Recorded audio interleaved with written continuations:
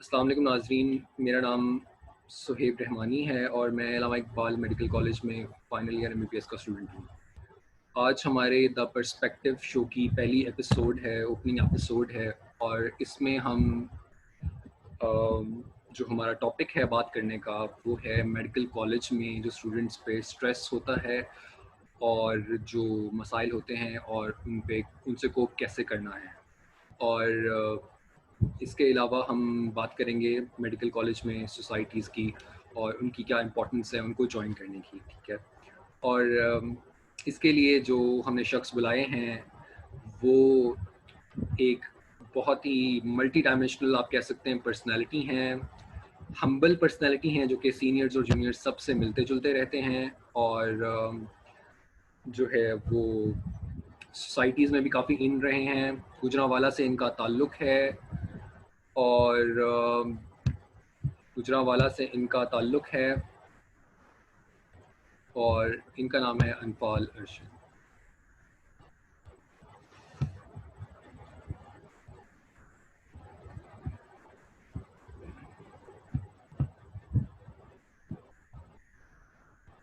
Sorry.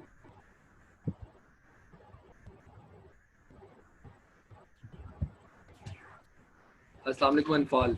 वालेकुम सुहेब भाई, कैसे? अल्लाह का शुक्र, आप सुनाओ कैसे हो?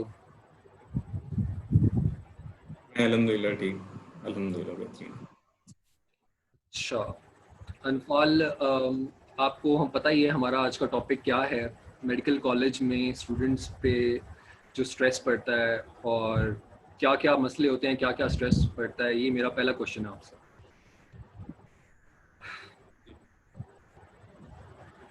क्या क्या मसले होते हैं?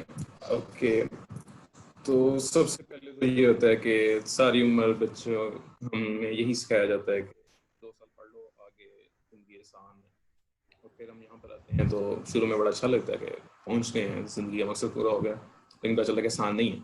और ऑब्वियसली इतने ज़्यादा प्रेशर से आए होते हैं और पता होता है कि वहाँ पे अच्छे मार्क्स थे, वहाँ पे टॉप किया हुआ था, तो यहाँ पे भी अच्छे मार्क्स लेने हैं। तो लेकिन यहाँ का तरीके का बिल्कुल डिफरेंट है पढ़ने का सारा, विच जो कि बच्चों को शुरू में बिल्कुल भी आइडिया नहीं होता।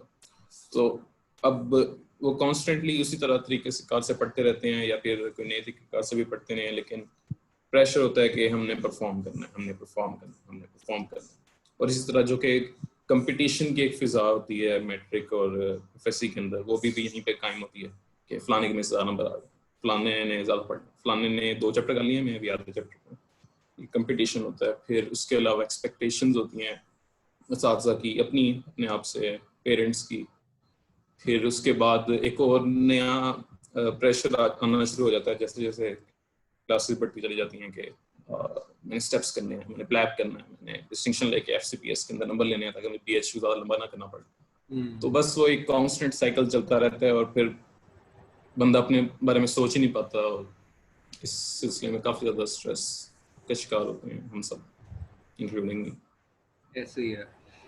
तो ये तो बेसिकली मतलब पढ़ाई का जो है ना मेन स्ट्रेस पढ़ाई का होता है। इसके अलावा जो है वो स्टूडेंट्स के साथ इंटरेक्शन में मतलब कंपटीशन की जो फिजा होती है, तो कितने लाइक स्टूडेंट्स हेल्प वगैरह का क्या हिसाब होता है, कैसे कितनी हेल्प करते हैं जो टॉपर्स होते हैं स्पेशली, वो कितनी हेल्प करते हैं और किस तरह के लाइक टॉपर्स होते हैं जो कि हेल्प करते हैं, कुछ होते हैं कि वो खुद पढ़ना ज़्यादा जो है वो करते हैं। तो इस बारे में क्या ख्याल आपने ऑब्जर्व किया, स्टूडेंट्स का इंटरेक्शन कैसा है ओवरऑल पढ़ाई से रिलेटेड? आई थिंक आपने मेरे जी आई थिंक मेरे रिसेंट पोस्ट से आपने ये सवाल पूछा।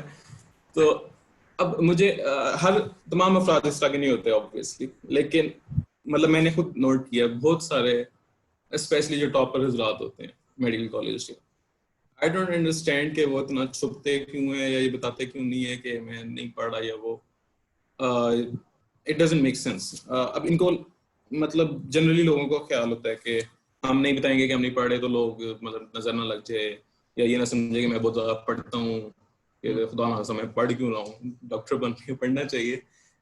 उनको लगता है कि दूसरे मेरे से आगे निकल जाएंगे, मेरे नंबर ज़्यादा होने चाहिए, which totally makes no sense at all।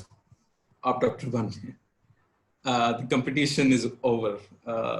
there should not be a competition between us। हमें एक दूसरे को सिखाना चाहिए। अगर आप किसी को बता रहे हैं कोई चीज़, उससे शायद कोई उसके जहन में बात बैठ जाए जो कि आगे जाके उसका हाउस जॉब में, उसकी प्रोफेशनल लाइफ में उसको कोई काम है, या कोई चीज कनेक्शन आपस में मिला बना लें जिसका बाद में उसको या पेशेंट्स को कोई फायदा हो, या उसके नंबर भी ज्यादा हो जाए, so what, it doesn't matter. मतलब मुझे यकीन जाने याद भी नहीं है एग्जैक्ट मार्क्स मेरे सब्जेक्ट्स के अंदर कितने कितने थे मैट्रिक के एफएस में। That's exactly the same case जब हम एमबीबीएस कंप्लीट कर देंगे, ऐसे ही है। Nobody will care. यहाँ पे बहुत सारे टॉपर्स बैठे हुए हैं जिन्होंने रिपीट किया, बहुत सारे बैठे हुए हैं टॉपर्स जिन्होंने रिपीट नहीं किया वैसे है, बहुत सारे ऐसे हैं जिन्होंने टॉपर नहीं थे वैसे ही आ गए, नोबडी केयर्स। आपके मार्क्स वगैरह you do it for yourself, अच्छी बात है मार्क्स हैं, लेकिन ये छुपाने का सिलसिला और दूसरों को ना हेल्प ना करने का सिलसिला यहाँ पे बहुत ज्यादा प्रिवेल करता है, स्पेशली आपस में कोलीग्स में। सीनियर जूनियर्स तो थोड़ा बहुत फिर भी बता देते हैं, लेकिन कोलीग्स में बहुत होता है कि मैं इसको बता दूं आगे निकल जाएगा, या मैं इसको बता दिया मैं कितना पढ़ लिया तो ये कहेगा कि इतना ज्यादा क्यों पढ़ लिया। और एक बहुत और ज्यादा बात होता ये है है ऐसा, जो कि कि बिल्कुल लाइक नहीं होना चाहिए। बताने से आपका अपने भी जो कॉन्सेप्ट्स हैं वो कुछ आप जब एग्जैक्टली, ब्रेनस्टॉर्म करते हो, दोबारा एग्जैक्टली, सोचते हो, तो वो कुछ मिसिंग चीजें आपको भी पता लगती हैं, तो बेसिकली आपका भी फायदा हो। एग्जैक्टली और एक और चीज मतलब ये मैंने देखी है कि यहाँ पे हम्म, लाइक बच्चे जो हैं वो ज्यादातर लाइक खुद पढ़ते हैं, और मतलब हालांकि डिस्कशन से काफी चीजें जैसे कि एनाटमी हो गई, एनाटमी हो गई, कुछ और सब्जेक्ट्स भी हो गए, जो कि बोलने से, बात करने से, डिस्कस करने के, ग्रुप स्टडी करने से जो है ना वो ज्यादा अच्छे याद रहते हैं। लेकिन वो आपने जी जी वो जी जी, कम लोग करते हैं ऐसे यहाँ पे। आपने बहुत ही दुरुस्त बात की है। यहाँ पे बल्कि हर जगह पे ही ये प्रिवेलिंग कंसेप्ट पाया जाता है कि गलत कंसेप्ट है कि मैं एक लाइन को बार बार पढ़ूंगा तो मुझे याद हो जाएगी। मतलब मैं भी इस बात पे बहुत यकीन रखता था until recently. I have read so many papers about this. बहुत सारी वीडियोस देखी हैं, किताबें पढ़ी हैं, इससे याद बेहतर नहीं होता। हमारी एक गलत फहमी है कि इससे बेहतर याद होता है। आपको बेहतर याद होता है आप किसी को पढ़ाएं, आपको बेहतर याद होता है आप उसको जुबानी याद तो करके याद बोलें, करें। आपको बेहतर याद होता है आप एमसीक्यूज बोलें, आपसे कोई पूछे। The hmm. Best way, literally the best way is to teach someone. उससे जो दूसरा शख्स जिसने पहली दफा पढ़ना है उसका एक तो कंसेप्ट क्लियर हो जाएंगे, मुश्किल जो अल्फाज गए, और दूसरा आपकी जो चीजें हैं सारी कंसोलिडेट होती जाएंगी। और जब आपके जहन में होगा कि आपने किसी को पढ़ाना है तो ऑब्वियसली आप उसको इस तरह से पढ़ेंगे कि कोई लूप होल ना रह जाए, आप उसको क्रैम नहीं करेंगे, आप समझेंगे कि आया कि ये आर्टरी या नर्व किस पाथ से गुजर रही है तो इसके ऊपर ये होगा तो क्या हो सकता है। हम्म। आप उसको क्रैम नहीं कर रहे होंगे कि एंटीरो मीडियल से साइड से गुजर रही है और फिर बाद में आप बीच में भूल जाएं कि आगे क्या हो रहा है। ठीक है, आप ऐसे ही है। Teaching helps to consolidate the memory. ऐसे ही है अनफॉल, ऐसे ही है अनफॉल। और ये तो चलो हेल्प के बारे में हो गया, या किसी को समझाने के मुतालिक हो गया। और वैसे भी अगर आपसे कोई पूछे कि यार आपने कितना पढ़ा है, तो इसका बताने से भी, अगर आपने कुछ पढ़ा है आप उसको बता रहे हैं, तो उसको लाइक मोटिवेशन मिलेगी एक तरह की, कंपटीशन, पॉजिटिव बिल्कुल कंपटीशन की सेंस में आके अगर वो कुछ ज्यादा पढ़ लेता है, तो बेसिकली डॉक्टर्स का ही फायदा हो रहा है ना, अच्छे डॉक्टर्स बनेंगे और अच्छे, बेसिकली सबका फायदा हो रहा है इसमें, किसी का नुकसान बिल्कुल ऐसा सच नहीं है। चलें अनफाल, बिल्कुल ये ठीक बताएं है। कि टीचर्स के साथ इंटरेक्शन कैसा है, आपने क्या ऑब्जर्व किया अपने 4 सालों में? टीचर्स का मेडिकल स्टूडेंट्स के साथ हाँ मतलब लाइक क्वेश्चंस कितने करते हैं लोग, और आपको क्या लगता है कि लेक्चर्स में ज्यादा अच्छी लर्निंग होती है या ट्यूटोरियल्स में ज्यादा अच्छी लर्निंग होती है, जो कि शॉर्ट अच्छा, नंबर स्टूडेंट्स होते हैं इसमें? ओके ओके, लर्निंग दोनों जगह पे हो सकती है एंड उसके डिफरेंट प्रोज एंड कॉन्स होंगे कि कौन हम पे किस तरह से कौन सी चीज बेहतर हो सकती है, लेकिन हम पढ़ना ही नहीं चाहते लिटरली। हम मेडिकल स्टूडेंट्स जो हैं वो पढ़ना ही नहीं चाहते। हमने पहले से अपना लिया कि हमने लेक्चर हॉल में नहीं पढ़ना, हमने पीछे बैठ के गेमें खेलनी है, या हमने आगे भी बैठने तो हमने बस बस टाइम गुजारना है। हम कोशिश भी नहीं करते कि जैसे भी पढ़ा रहे हैं स्लाइड्स, टीचर्स जो भी कोशिश कर रहे हैं उसको कम से कम सुन नहीं लें। माना के टीचर्स जो हैं काफ़ी हद तक उनकी स्लाइड्स की जो रीडिंग होती है it doesn't make much sense, लेकिन हम कोशिश भी नहीं करते। काफ़ी सारे टीचर्स हैं वो बहुत अच्छा पढ़ा रहे होते हैं। हमारे फिजियोलॉजी के जो आपको पता होगा जो सर होते थे, इतना अच्छा पढ़ाते थे वो, बेचारे डांटते नहीं थे तो बच्चे सुनते नहीं थे, इतना अच्छा सर समझाते थे। हमारे पैथोलॉजी के सर, उन्होंने एक एक चीज को समझाना, लेकिन वो एक जो कंटिन्यूस रिदम चलती आ रही है कि हमने लेक्चर ही सुनने, we don't listen to it. तो एटलीस्ट कोशिश जरूर करनी चाहिए। टीचर्स के बहुत सारी खामियां असातिज़ा जो हैं, लेकिन वो टेक्नोलॉजी कह रहा है, उनको इतनी अच्छी बेहतर तरीके से आती भी नहीं है कुछ, लेकिन वो काफी कोशिश करते हैं और हम उसको सराहते भी नहीं है, और हम सवाल पता नहीं क्यों नहीं पूछते। आप जब पूछते हैं लोग जवाब जरूर देते हैं। आप ओके, कुछ टीचर्स होते हैं जो उसको जवाब ना दें या गुस्सा कर जाते हैं, आप बाद में पूछ सकते हैं, अपने कोलीग से अच्छा, पूछ मैंने सकते हैं, हम वैसे सवाल पूछने छोड़ गए। अनफाल मेरा अपना ओपिनियन जो है ना वो थोड़ा सा ये है कि लाइक ट्यूटोरियल्स में जो है वो ज़्यादा अच्छी लर्निंग होती है as compare to lecture theatre की जो लर्निंग है वो एक तरह से मेरे ख्याल से जो है वो आउटडेटेड हो चुकी है, और उसमें लाइक इतने लोग ना क्वेश्चन कर सकते हैं ना ही लर्निंग होती है उसमें। लेकिन इंटरेस्टिंग पॉइंट जो है इस हवाले से उस डिबेट में जाए बगैर कि मैंने देखा है जूम की जो क्लासेस हो रही हैं आजकल हमारी, उसमें लोग ज़्यादा क्वेश्चन कर रहे हैं, और ऐसे लोग भी क्वेश्चन कर रहे हैं जो कि नहीं करते थे पहले, लेकिन जो कि लाइक बहुत अच्छी बात है कि बल्कि मेरे ख्याल से जूम पे लोगों को ज़्यादा अच्छी लर्निंग हो रही है as compare to lecture theatre के। शायद उसकी वजह वो वही है जो आप कह रहे हैं कि हमने एसोसिएट किया हुआ है वहाँ से कि उधर नहीं पढ़ना, और मतलब हम जो है वो उधर सिर्फ शुगल मेला वगैरह जो है ना वो चलता रहता है और पढ़ाई कम हाँ, ही। वो बात भी ठीक है। और दूसरा ये कि एक हमारी इस वक्त जो सुन रहे होते हैं, कोशिश करते हैं जो जूम पे सुनने की, उनकी सोल अटेंशन उसके ऊपर होती है। हम जब लेक्चर हॉल में जाते हैं वहाँ पे काफी सारी डिस्ट्रैक्शंस होती हैं, कोई दोस्त थोड़ा सा बहुत हिल भी जाता है या कोई स्टोरी सुनाने लग पड़ता है, तो हम उधर चले हम सुनाने लग पड़ते हैं। कम लोग और कम एरिया में it definitely helps, focus definitely बेहतर होता है, लेकिन हम वो भी यूटिलाइज नहीं करते ज्यादातर। अच्छा इनफाल ये बताएं कि टेस्ट जो है सबसे बड़ा प्रेशर आपने शुरू में भी बताया कि पढ़ाई का होता है और उसको मैनेज ना होने का होता है। जब टेस्ट फेल होते हैं तो बच्चे परेशान होते हैं, खासतौर पे जब आप फर्स्ट ईयर में आते हैं। अगर आपका सब स्टेज पहली फेल हो जाए तो वो कहते हैं आपको हाउस जॉब नहीं मिलेगी, जो कि आपको पता लग जाता है कि मिल जाएगी, लेकिन आपको बेसिकली एक स्ट्रेस आपके ऊपर पड़ता है। तो टेस्ट फेल हो जाए तो उससे कैसे कोप करना है, और आप अपने पर्सनल एक्सपीरियंस से उसके बारे में क्या कह सकते ओके, पहली बार फेल होना किसी सब स्टेज में, इट हर्ट्स अ लॉट। आप सारी उम्र जो है, इवन जो लोग रिपीटर्स होते हैं, मतलब कुछ मार्क्स से या कुछ परसेंटेज से पीछे रहे होते हैं, दे नेवर हैव फेल्ड, तो यहाँ पे आके बहुत बड़ा धक्का लगता है और उसी से डरते रहते हैं लोग, और कि ये हो ना जाए या ऐसा ना हो जाए तो पता नहीं क्या हो जाएगा। मैं आई माई सेल्फ, मतलब मैं हमेशा I have had been a good student, लेकिन फर्स्ट ईयर में मतलब नहीं पढ़ा गया। Interest, it has lot of reasons. Main reason ये कि मेरा इंटरेस्ट नहीं था, and I got a supply in anatomy exam first year.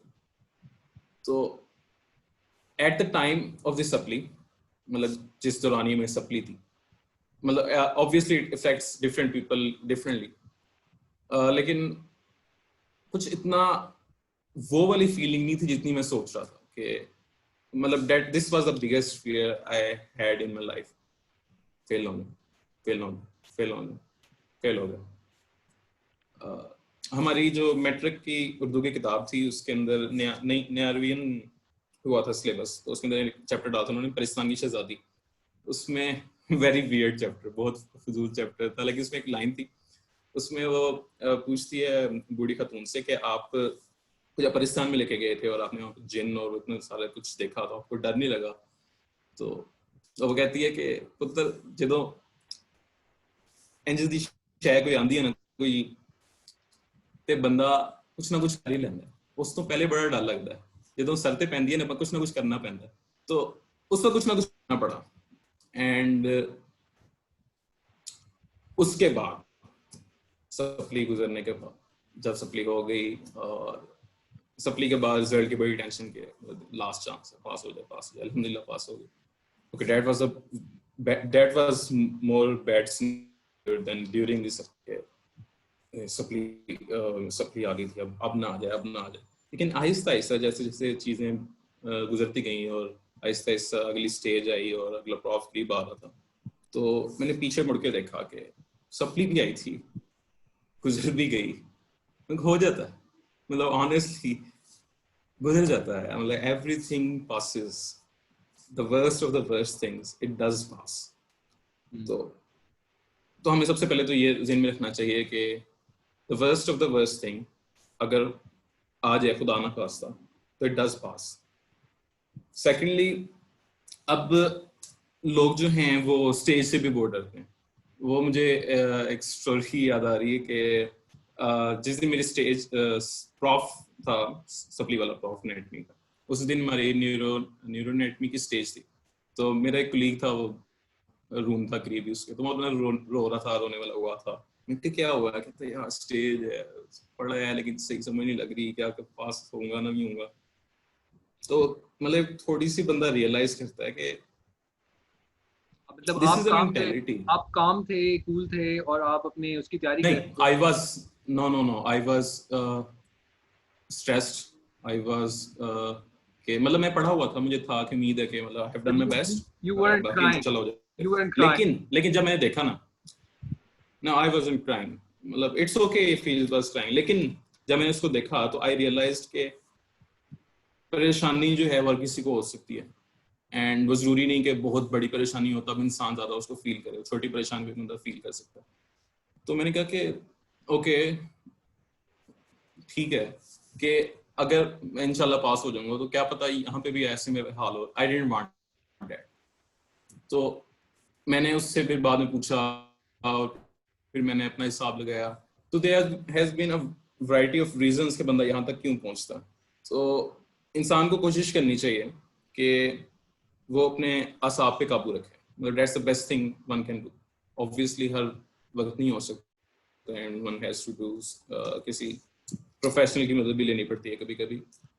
लेकिन हम क्यों करते हैं कि आखिरी 2-3 दिन में हमने जागना, हम क्यों आखिरी 3 दिन में स्टेज का बेड़ा गर्क किया होता है, हमारे पास 3 महीने होते हैं, हम उसको आहिस्ता आहिस्ता के लेके चले हैं तो, और एंड पे बस छोड़ देंगे, मतलब जो हमने कर लिया वो कर लिया, बाकी हमारे कंट्रोल में नहीं है।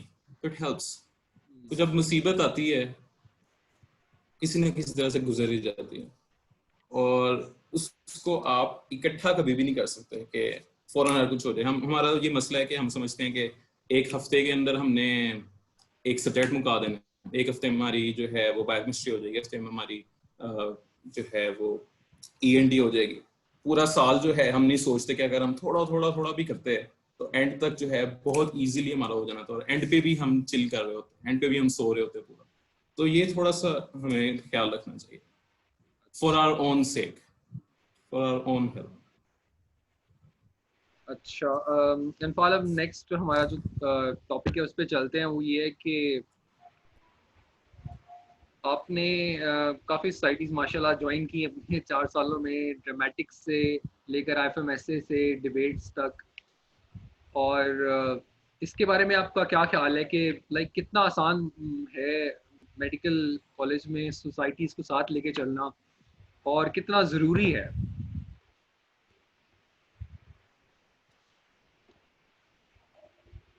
आसान ये आसान कोई चीज नहीं है। आसान मतलब एक जो चीज मैं कहूंगा कि मैं अपनी थोड़ी सी सीखी है अभी तक लाइफ के अंदर, वो ये कि कोई चीज आसान नहीं होती। आपको हर चीज के लिए मेहनत करनी पड़ती है। हम एंट्री टेस्ट के लिए मेहनत करते हैं, हम प्रॉफ के लिए मेहनत करते हैं, हम टेस्ट के लिए मेहनत करते हैं, हमें अपनी फ्रेंडशिप्स पे भी मेहनत करनी चाहिए, हमें अपनी हेल्थ के ऊपर भी मेहनत करनी चाहिए, हमें अपनी इमोशनल हेल्थ के ऊपर भी मेहनत करनी चाहिए, हमें फैमिली के रिलेशंस के ऊपर भी मेहनत करनी चाहिए। हर चीज के ऊपर आसान नहीं है, कोई चीज आसान नहीं होती, you have to work on it. लेकिन it's not that difficult either अगर आप प्लान ना के चलें, अगर आप आहिस्ता आहिस्ता चीजों को लेकर चलें। जरूरी कितनी है? I think it is one of the most vital aspects of any university, not just medical colleges. वो इस वजह से क्योंकि हर बंदा यहाँ से डॉक्टर बन के निकलता है, हर बंदा जो है वो किसी ना किसी तरह से पास करके ही निकलता है, हर बंदा डिफरेंट स्किल्स डेवलप करके नहीं निकलता। और वो स्किल्स जो होते हैं वो हमें जिंदगी में कभी ना कभी जरूर सीखने पड़ते हैं, चाहे आगे जाके मार खा के सीखने पड़े या आगे जाके जिस तरह मर्जी सीखने पड़ते हैं। अब वो सोसाइटीज क्या काम करती हैं उस सिलसिले में? Okay, first of all stress से रिलेट कर रहा हूँ।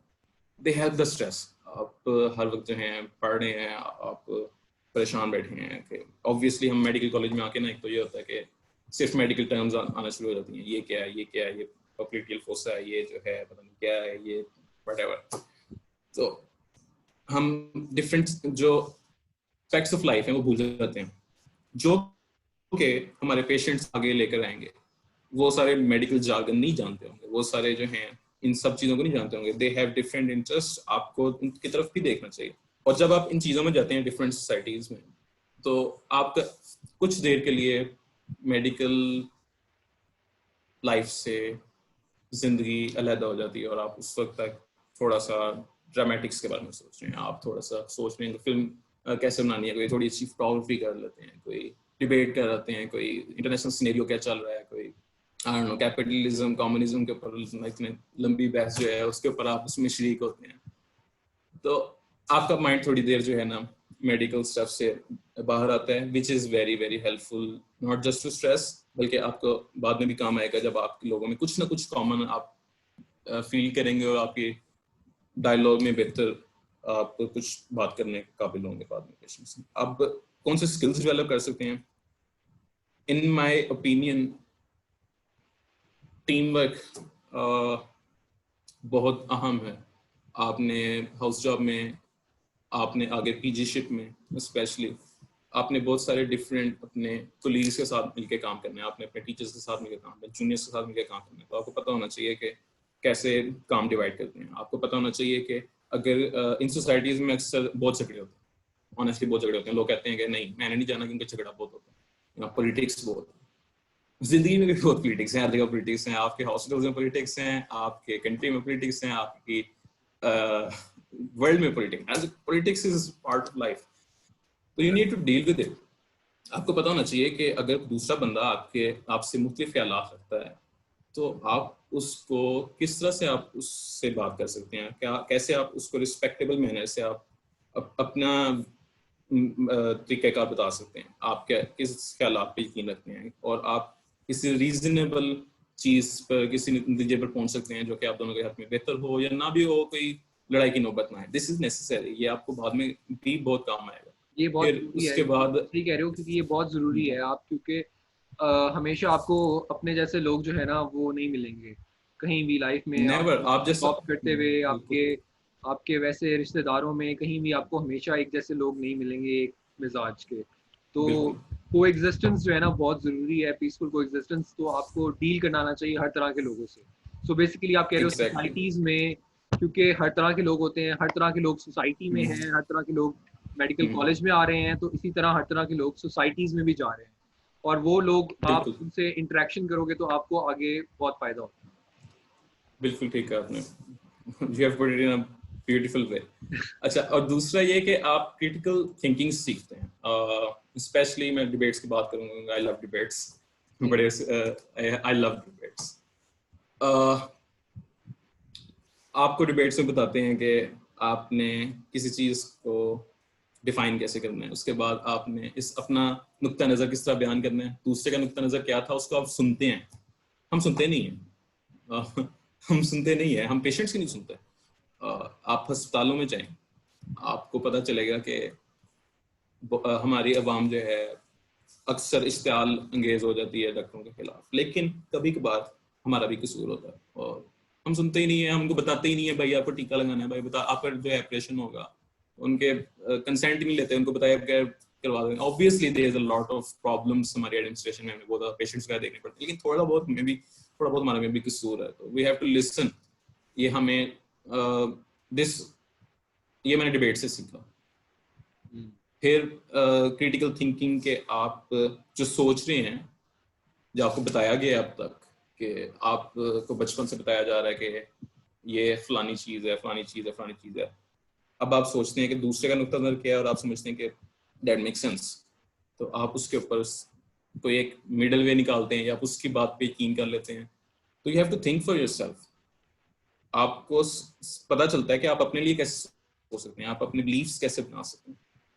And another thing, leadership roles आप सीखते हैं कि आपने definitely every one of us जैसे ही हाउस जॉब के बाद आगे जाएंगे, हमें न्यू हाउस ऑफिसर्स को, हमें न्यू डॉक्टर्स को, हमें अपने जूनियर्स को, कुछ लोग टीचर्स बनेंगे, हमें इनको सिखाना पड़ेगा, हमें उनको लीड करना पड़ेगा, उनको बताना पड़ेगा चीज़ें कैसे करनी है और क्या बेहतर है और क्या ऑर्गेनाइजेशन के हक में बेहतर है, क्या हमारे घर के हक में बेहतर है, हमारे अस्पताल के हक में बेहतर है।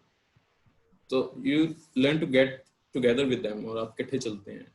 So these are very necessary skills, absolutely necessary। हर बंदा यूनिवर्सिटीज में डिग्री लेकर निकलेगा, हर बंदा स्किल्स लेकर नहीं निकलेगा, और ये स्किल्स जो हैं हमें बाद में सीखने पड़ेंगे। इस वक्त वी हैव नो कॉन्सिक्वेंसेस। इस वक्त हम 10 बार हारे हैं, इस वक्त हमारा ड्रामा सेलेक्ट ना हो, इस वक्त हमारी फिल्म के ऊपर हुटिंग हो, इस वक्त हमारे ऊपर डिबेटिंग में हम बार बार हार रहे हैं, हम बार बार हार रहे हैं, हम फाइनल में नहीं पहुंच रहे, it doesn't matter, you are getting to learn, आपका स्ट्रेस कम हो रहा है, आप नई नई चीजें सीख रहे हैं, आप नए नए स्किल्स डेवलप कर रहे हैं, आप नए दोस्तियां बना रहे हैं. I have made so many non-medical friends through these societies over the years, जो कि it has been really beneficial. Even कोई medical चीज कोई मैं status पे लगाता हूँ तो मेडिकल स्टूडेंट्स को ऑब्वियसली जनरली वैसे ही पता होती है, उनको पता होता है, वो थैंक यू कह रहे होते हैं, थैंक यू यार, वो आगे शेयर कर रहे हो. It's really beneficial for everyone, beneficial for them, it's beneficial for us, it's beneficial for society. तो बेसिकली अगर मैं इसको सम करूं तो समराइज करूं तो आप कह रहे हो कि आप बेसिकली जैसे आपने डिबेट से सीखा कि आप सुनते हो, दूसरे की बात सुनते हो, वो जो 7 मिनट होते हैं जिसमें दूसरा बंदा बोल रहा होता है और उसमें आपको जो है वो सुननी पड़ती हैं उसकी बातें, वो आप सीखते हो. उसके बाद आप जो है अपनी थॉट्स को कैसे एक्सप्रेस करना है, आप सोचते तो हो एक चीज़ लेकिन उसको आपने अपने इर्द गिर्द वाले लोगों में एक्सप्रेस तो करना है ना, तो उसको के लिए आपको वर्डिंग वगैरह आपको जो है ना आपको एक्सप्रेस करना आता है अपने आप को. और बाकी आपने जो है वो टीम वर्क वगैरह की जो बातें की वो सारी बहुत इंपॉर्टेंट बातें हैं. और इसके अलावा मतलब यही है कि बेसिकली आपको पढ़ाई से एक रिस्पाइट चाहिए और एक ऐसी चीज़ चाहिए जो कि आप लुक अप टू कर सको कि यार मैं इंजॉयमेंट के लिए क्या करता हूँ. मतलब इंजॉयमेंट के लिए इंजॉयमेंट होनी चाहिए ना बंदे की. एक बिल्कुल. लेजर टाइम तो चलो एक वैसे एक टाइम होता है, लेकिन कोई ऐसी हॉबी कह लो या फिर कोई ऐसी सोसाइटी कह लो जो आपने ज्वाइन की हो जो कि आपको मतलब आपसे पढ़ाई के अलावा आपको मतलब आप उसमें अपना टाइम स्पेंड करो. अच्छा अनफाल, बिल्कुल. टाइम हमारे पास क्योंकि हमने शॉर्ट रखना होता है इसको, तो एक दो और छोटे छोटे आपसे क्वेश्चंस करूंगा मैं कि आप 4 साल आपने मेडिकल के काफ़ी सब्जेक्ट्स पढ़े, तो आपका फेवरेट सब्जेक्ट जो है या सब्जेक्ट्स जो हैं वो कौन से हैं?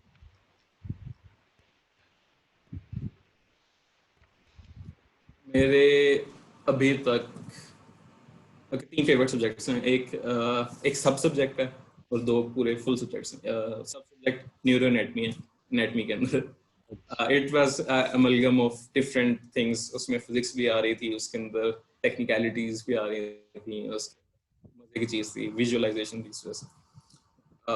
सेकंड वाज बिहेवियरल साइंसेस, क्योंकि I felt it is my favourite subject. I felt like वो मेडिकल में नहीं, वो अस्पतालों में नहीं, वो हमारी कॉलेज यूनिवर्सिटी लाइफ में नहीं, वो हर जगह पे काम आएगा हमारा.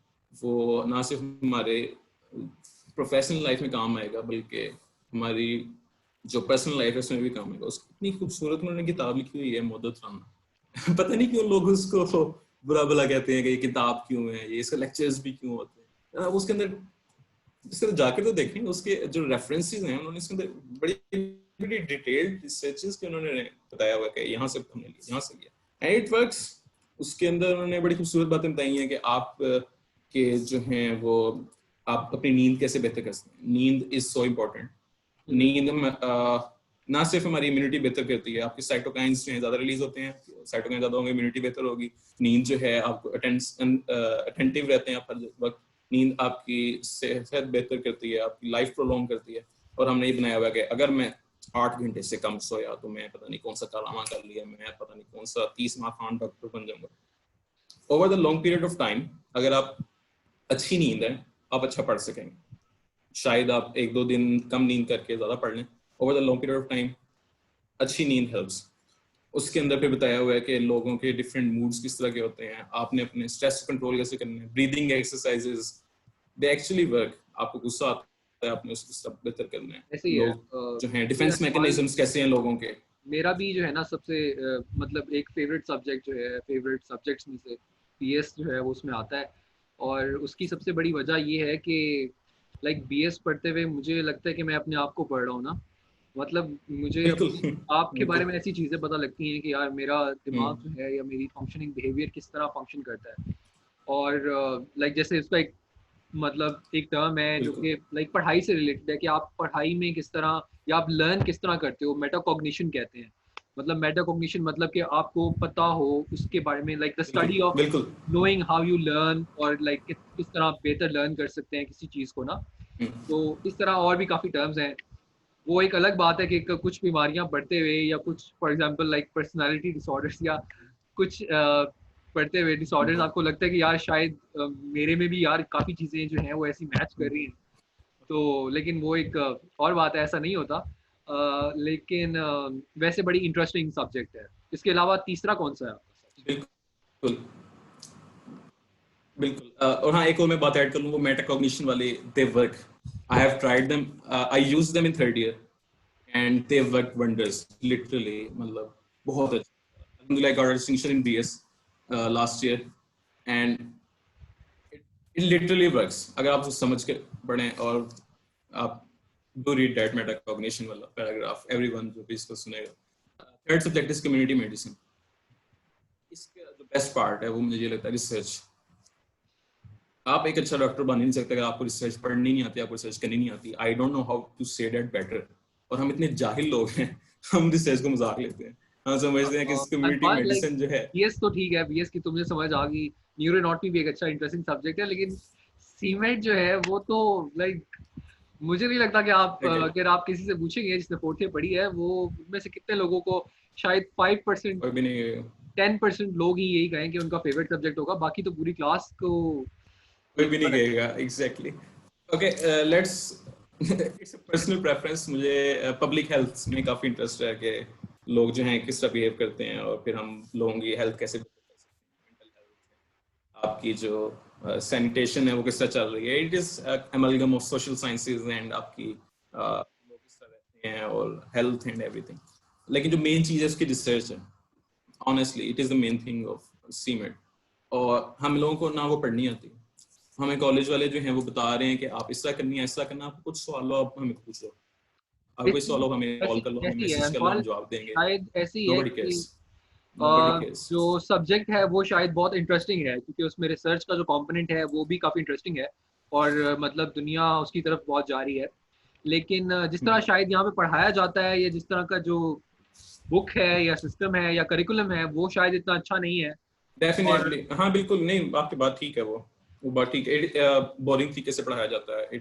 उसकी किताब भी, मतलब जो किताब हम पढ़ते हैं वो I didn't find it interesting at all. लेकिन the topics themselves are very interesting. अगर आप उसको दिलचस्पी से पढ़ें या समझने की कोशिश करें, एपिडेमियोलॉजी रिसर्च तो डेफिनेटली ये हमें लाजमी पता होनी चाहिए। Biostatistics, this will go a long way. अच्छा अच्छा अनफाल, इवन आप कोविड के अंदर। ठीक है। अब आप कोई लास्ट आपसे क्वेश्चन है, क्योंकि टाइम हमारे पास खत्म हो रहा है। आप कोई ओके अपना एक या दो इंटरेस्टिंग वाकयात जल्दी से बता दें, एक दो 2 मिनट हैं आपके पास। ओके, मैं एक वाक्य बताऊंगा। मेरे ओके, दो वाक्य। हाँ, मैं यहाँ पे मेडिकल कॉलेज में आने से पहले आई एम अ डम पर्सन, आई एम इडियट। मैं इससे सीख रहा हूँ। और लेकिन तब मैं ज्यादा बड़ा इडियट था, अब थोड़ा सा कम। तो I have learn so much. यहाँ पे इतनी ज्यादा अपॉर्चुनिटीज, अगर हम सीखना चाहें, हम समझना चाहें, दोस्तों से पूछना चाहें।